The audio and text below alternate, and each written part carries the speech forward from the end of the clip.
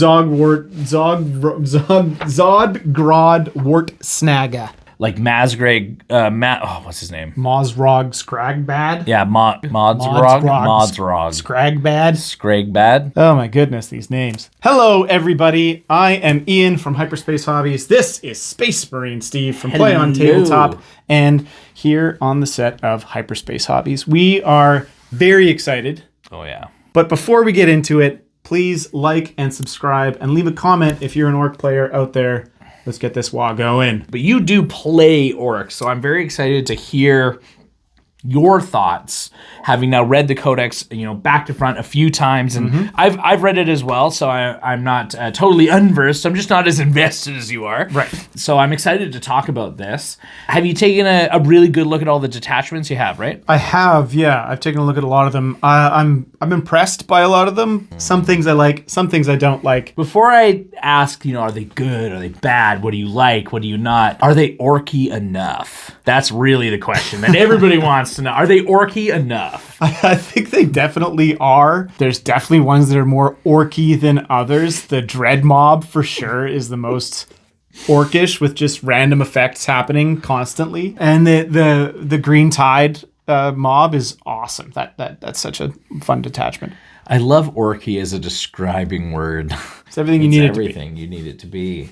Detachments. Let's start with the detachments. That's where you start with all your list building. When you're looking at the detachments, what stands out to you? I think the strongest detachment in the book, and of course this is so new, it's hard to really sink your teeth into. Yeah. I think it kind of leans Bully Boys on a very focused list. They have the ability to call a secondary WA, which affects all knobs, mega knobs, and units with a war boss or war boss units. Your boys, if they have a war boss in it, they get their second WA. And if you don't know what the WA is, army-wide 5-up invulnerable save, +1 strength, +1 attack, and advance and charge. So good. 2 turns of that.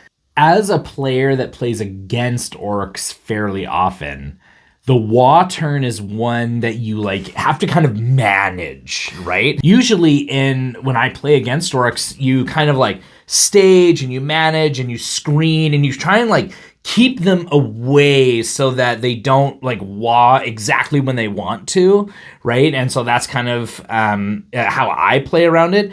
But if you have 2 WAs, you can just that tactic kind of goes out the window, because you for sure are getting WAs that you want. Yeah. Right? And in particular, the thing that frightens me the most is when you said it affects, knobs, units with war bosses, and mega knobs. Yeah, the mega knobs. How are you going to deal with this? How is anybody going to deal with these? Because if your opponent's maxing them out, playing 18 with a big mech, let's say, in it.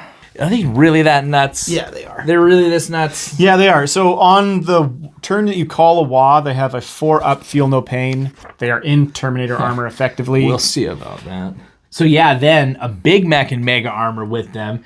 The custom force field gives them a 4-up invulnerable save against ranged attacks. This makes this unit super strong. And with the WA, they're going to be advancing and charging. The one upside to this is that their output is not particularly incredible. They don't have a lot of attacks. Yeah, there's not a lot. So if they have the twin kill saws, they only get 2 attacks apiece, right? They hit on 4. They hit on 4s the whole way, right? The kill saw, 2 attacks apiece. But I think that's probably there to offset the fact that you're going to be wogging, right? So when you WA, all these go up by 1, right? 1 attack, and 1 strength. So how do you deal with this? You kind of need a weapon that is high volume, high AP, and high damage.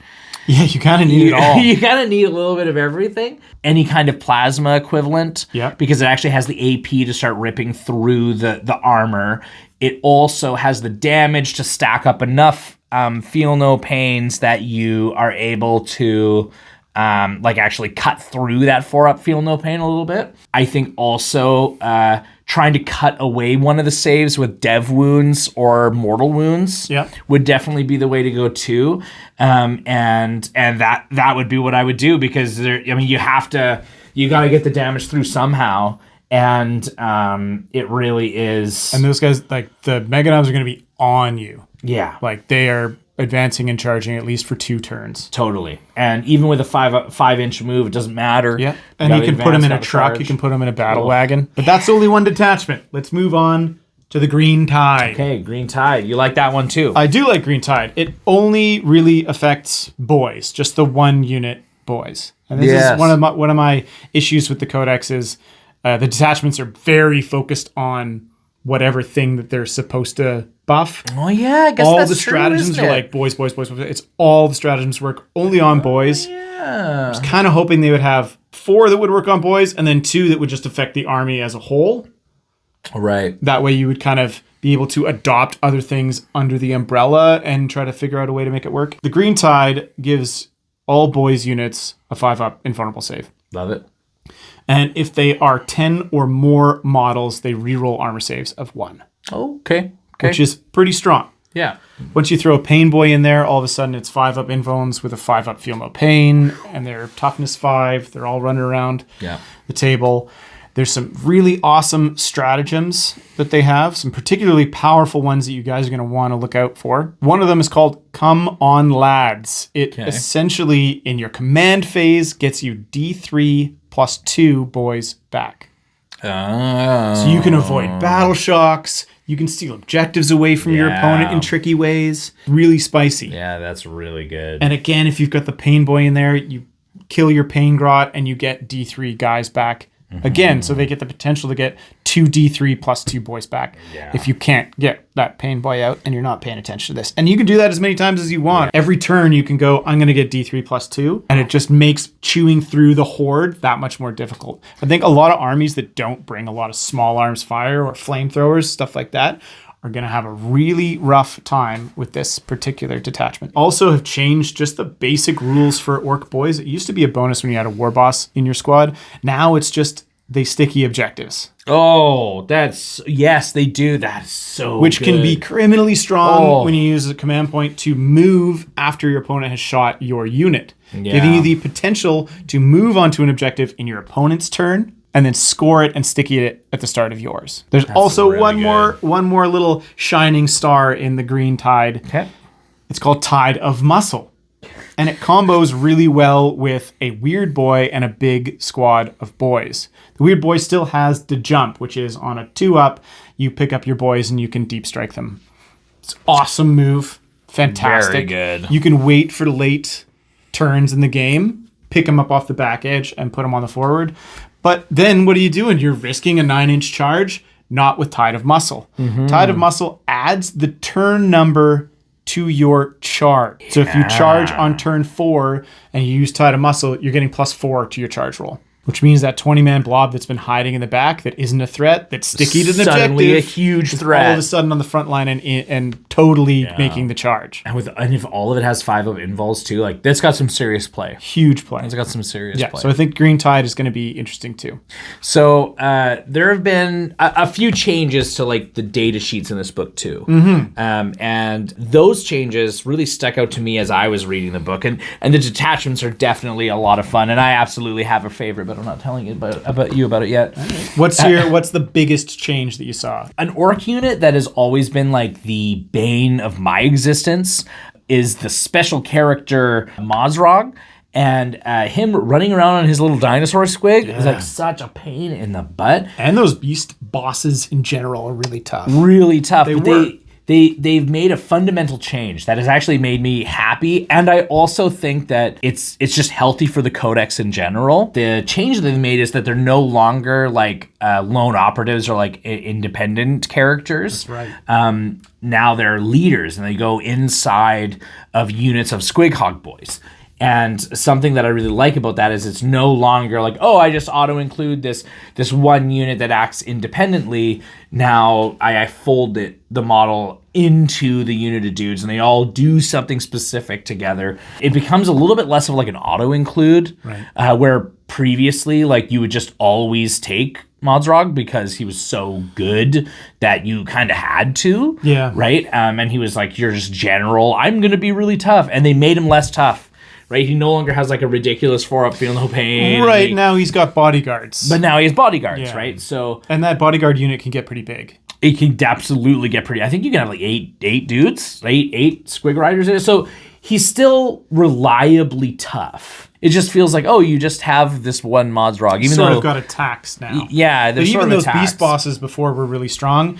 I did briefly look. They give +1. I believe it's +1 to the charge Oh, to your unit.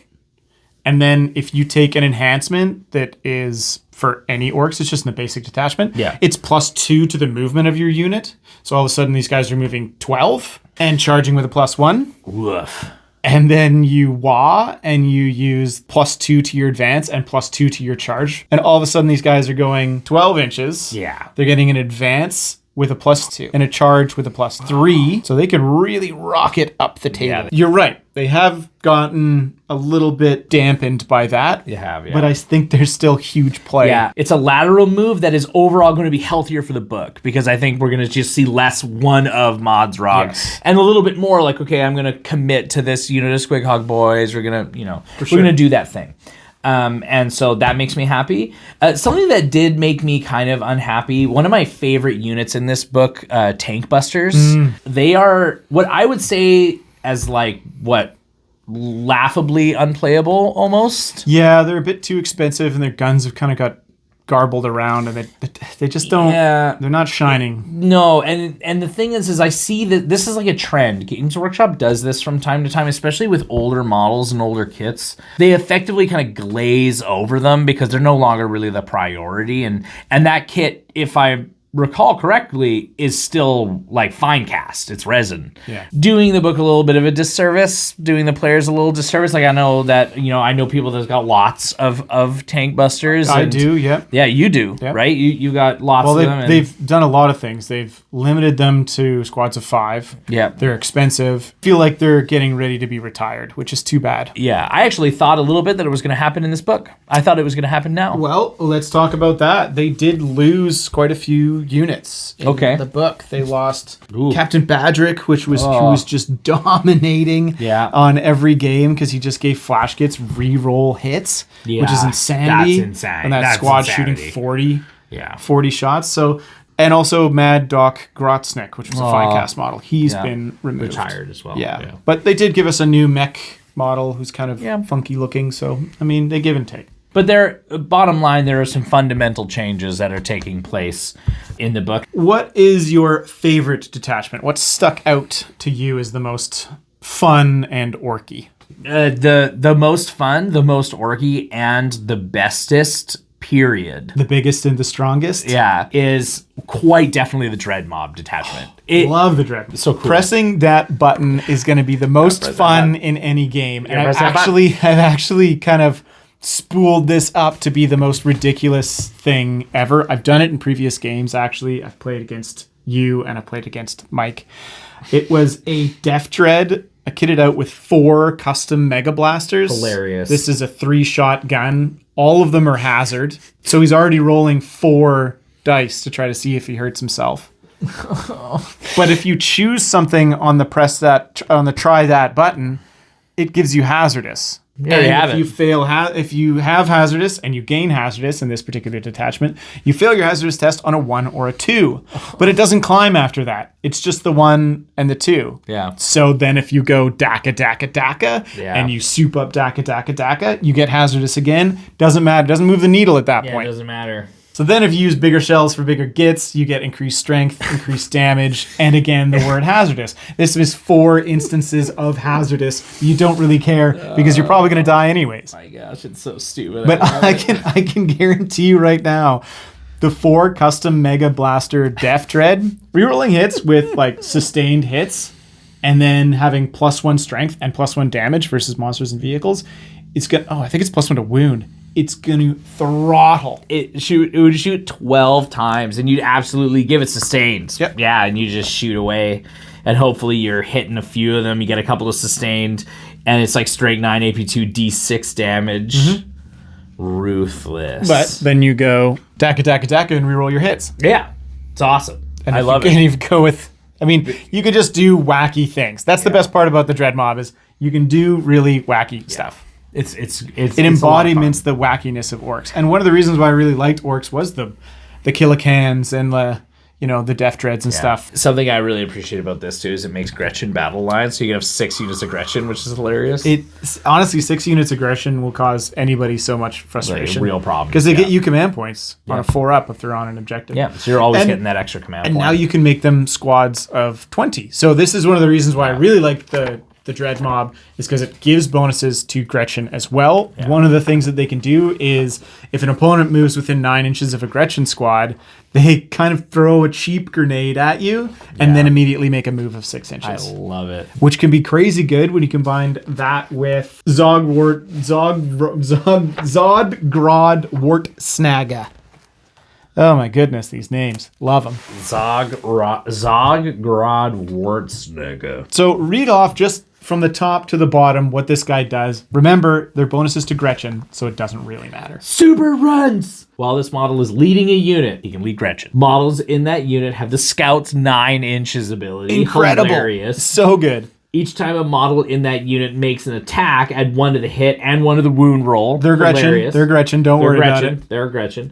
Each time an attack targets that unit, subtract 1 from the wound roll. Okay. And then special dose. When you call a Wah, until the start of your next battle round, add 6 inches to the move characteristic of models in this unit. They move so far, so fast. You can almost guarantee a first turn Gretchin charge. Stupid. Because they scout 9, and then if you wah on the first turn, they move an additional 6 inches and then advance and charge. It's just so silly to catch your opponent completely off guard. And Zodrog's actually pretty good in combat. He's not bad. And you'll have 2 run-throughs in the squad because you can make your Gretchin a 20-man. Yeah, so you just go for it. It's just wacky orc fun. So I'm really impressed with the Ork Codex. It's got a lot of things that are a lot of fun. Yeah, there's a lot to love. A lot to love in the Ork Codex, and I've always enjoyed orcs and how they play. Yeah. Again, my only gripe is the fact that the detachments are so fixed on what that detachment does. Like the Speed Freaks thing benefits very little outside of Speed Freaks. They're very focused. Yep. Yeah, they're very focused. I still think that the original detachment is one of the strongest, and it allows you. Yeah, the Warhorde allows you to just play whatever you want, and everything gets the bonus. So that's really I think the Warhorde is really strong, which is sustained hits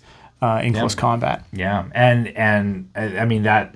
Honestly, it's a really great choice. You've got the same kind of great stratagems that they've always had. Great stratagems, some of the better enhancements as well. Yeah, totally. And the one thing that kind of got me with that is that you can get sustained hits. You get sustained hits in close combat with the Green Tide. Yeah. But if you do the Dread Mob and you add a 45-point mech to a squad of boys, then you can press that button, and then you can potentially get sustained hits. That's hilarious. In shooting and in combat. So there's lots of ways to make. I think the Dread Mob is probably what I'm going to be playing the most. The Big Hunt, the Beast one. Yeah. I'm not a huge fan of it. I don't have enough of the models to really make it work. Yeah. I didn't invest heavily into the Beast Boys. I think it's sort of too pigeonholed into doing the Beast Boy stuff. It's a very specific thing. How do you feel you could counter some of the stuff we've just been chatting about? Going up against an orc army, I think it would depend on what ends up being the most popular. I think that the hardest to counter would be the Warhorde because it's so universal. You're going to probably see a lot of orc armies with a little bit of everything. Mm-hmm. So that's the hardest to counter because they basically create an all-comers list. Then all of the other ones, it's actually kind of a crapshoot to see whether or not you're going to be really good at it because, funny enough, each of these all create a stat checklist of some kind. Yeah, that's definitely one thing to be said. Like the Green Tide, for sure. The Bully Boys, you're obviously going to see a bunch of Mega Knobs. The Dread Mob, obviously Dreads. I don't know exactly how I would counter each one. I think that as a Space Marine player, I've got lots of options to counter each one. The struggle will be which one becomes popular, and if multiple of them become popular, and you see them in tournaments, like if multiples of them have winning lists, then it becomes really difficult because you know for sure that like when you go to an event, if you're trying to tailor a little to help you deal with the meta, it's going to be tough because like baked into the fabric of this book is a huge set of stat checks. Yes. Right? And so that'll be the challenge playing with orcs is can you handle the stat checks? And are you lucky enough to avoid the ones you can't? I love the Codex. I think it's going to be a lot of fun. I haven't gotten enough games with orcs yet with the Codex, but I can't wait to experiment with all the wackiness. Yeah, I mean, we got these models. I got models right there. Let's play right now. Thank you guys for sticking around to the end of the video. This has been our talk about the Orks Codex. We are loving it, and we can't wait to talk to you guys. Get down in the comments. Keep the conversation going. See you next time. Good night.